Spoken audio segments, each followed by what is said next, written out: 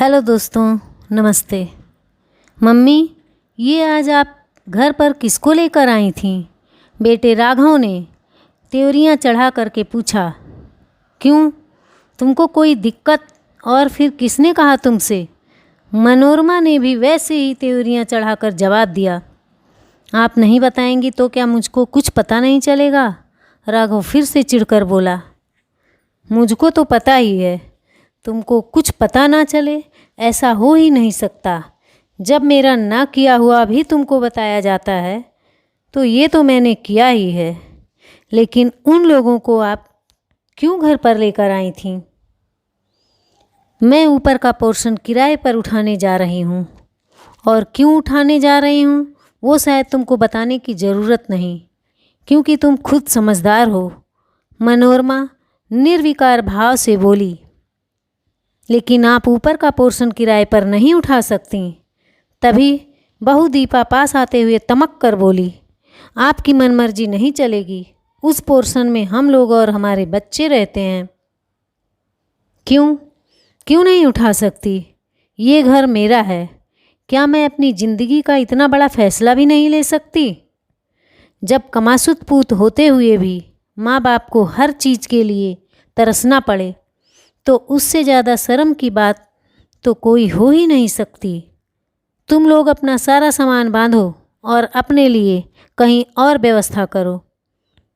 उनके पति बेटे के होते ही फूले नहीं समाये थे कि उनका बुढ़ापा सुधर गया, लेकिन ये नहीं जानते थे कि बुढ़ापा सुधरने के बजाय और बिगड़ जाएगा।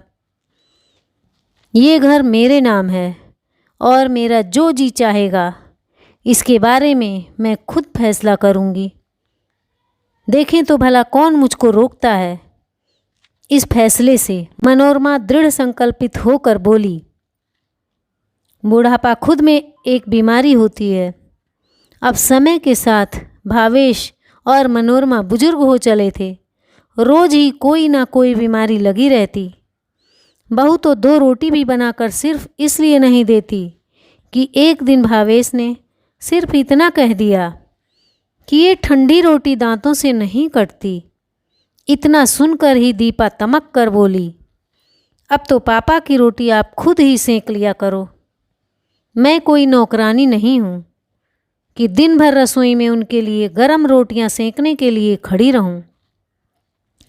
और अगर बेटे से किसी दवा दारू के लिए खर्चे के लिए कहो तो बेटे से पहले बहू 10 बातें सुनाती। जब देखो तब कोई ना कोई बीमारी लगी रहती है। पैसे तो जैसे झाड़ पर उगते हैं, झाड़ हिलाओ और पैसे गिर गए। अब खाली खाने का ही खर्चा थोड़े ही ना होता है, अपने भी 4 खर्चे होते हैं। अब बुजुर्ग आदमी पैसा कहाँ से लाएं? दुकान तो पहले ही बेटे ने भावेश को बातों में फंसाकर अपने हाथों में ले ली थी। भावेश और मनोरमा की आंखों में आंसू आ जाते कि इतनी विषम परिस्थितियों के बाद भी एक छोटी सी दुकान होते हुए भी बेटे की परवरिश में किसी तरह की कमी नहीं आने दी। लेकिन आज हम लोग जैसे उनके ऊपर बोझ हो गए। घर अपना खुद का था तो बस मनोरमा ने ही इसका तोड़ निकाला, क्योंकि 4 लोगों के बीच उठती बैठती थी। घर को किराए पर देने का ठान लिया।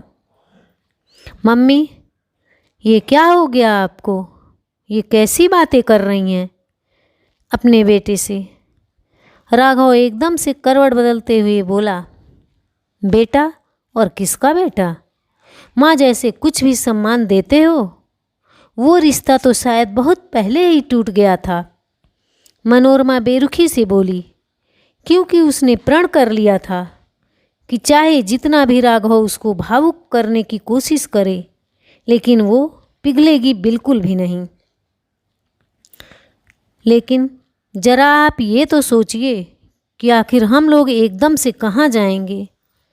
अपना घर होते हुए भी आपके बेटा बहू भटकें तो आपको अच्छा लगेगा? तभी राघव अपनी आवाज़ में विनम्रता लाकर बोला, किसका घर? तुम लोगों का कोई घर नहीं, ये मेरा घर है और हाँ, अभी तो थोड़ी देर पहले बहुत ज़्यादा तड़क रहे थे। अब तुम्हारी सारी हेकड़ी कहाँ गई? लगता है कि घर छोड़ने के नाम ने सारी हेकड़ी गायब कर दी। मनोरमा आज कुछ भी सुनने को तैयार नहीं थी।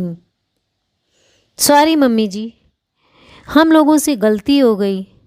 अब हम ऐसा कुछ भी नहीं करेंगे। प्लीज़ माफ़ कर दीजिए। अब तो दीपा घड़ियाली आंसू बहाने लगी। मुझको नहीं पता कि तुमको कहाँ जाना है या कहाँ रहना है।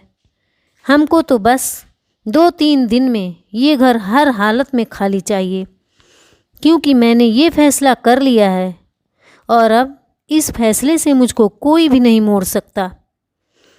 मनोरमा ने अपना फैसला सुना दिया। पापा, आप कुछ क्यों नहीं कह रहे मम्मी से? चुपचाप बैठे उनकी ज्यादतियों को देख रहे हैं। वो दोनों वहीं चुपचाप बैठे भावेश के पास जाकर बोले, बेटा राघव, अब इस समय तुमको घर छोड़ने के नाम से सारे रिश्ते नाते याद आने लगे। जब बहू तड़ातड़ तुम्हारी मम्मी को जवाब देती है, जब मैं कुछ कहता हूँ तब मुझको भी 4 बातें सुनाने से बाज नहीं आती, तब तुम्हारे मुंह में क्यों ताले लग जाते हैं? मैंने जरा सा कह दिया कि मेरे दांतों से ठंडी रोटी नहीं कटती, तो बुढ़ापे में सास को खड़ा कर दिया गया चूल्हे के पास रोटी सेकने के लिए। जरा भी शर्म नहीं आई। इंसान औलाद पैदा करता है कि बुढ़ापे में उसको सिकी सिकाई रोटी मिलेगी? नहीं, वो भी नसीब नहीं हुई। तुम्हारी माँ किसी खर्चे के लिए कहती है तो झाड़ में पैसे उगने लगते का ताना दिया जाता है, जबकि बहू खूब खाए खर्चे करे उससे कोई फर्क नहीं पड़ता तुम दोनों लोगों को। तुम दोनों ने ही हम लोगों के सीने छलनी कर दिए। कितना रोए हैं हम और मनोरमा एक दूसरे के कंधे पर सिर रखकर, लेकिन उन परिस्थितियों ने ही शायद हम लोगों के आंसू सुखा दिए। शायद भगवान जो करता है बहुत अच्छा करता है, और इसीलिए मैंने मनोरमा को स्वतंत्र छोड़ दिया ये फैसला लेने के लिए, और वो जो कुछ भी कर रही है बिल्कुल सही कर रही है। तुम जैसी औलादों के साथ बिल्कुल यही होना चाहिए। अब तुम जानो और तुम्हारी मम्मी, और अगर ज़्यादा मीन मेक की तो दुकान भी खाली करवा लूँगा। वो ज़माना बीत गया जब बच्चे ज्यादतियाँ करते रहते थे और माँ बाप चुपचाप सहते सहते दम तोड़ देते थे। अब आज के समय में बुजुर्ग भी सजग हो गए हैं। अब वो बहू बेटों की गुलामी सलामी नहीं करते।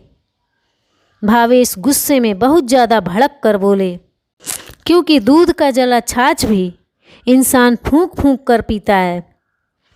अब तो मरता क्या ना करता। उन दोनों को ही घर खाली करना पड़ गया, और उन लोगों के जाते ही दूसरे दिन किराएदार आ गए और भावेश ने मनोरमा के फैसले का दिल से स्वागत किया, क्योंकि वो भी उनके व्यवहार से बहुत आहत हो चुके थे। भावेश, मनोरमा ने चैन की सांस ली। कम से कम रोटी अपने हाथों की होगी, लेकिन सुकून की होगी। धन्यवाद।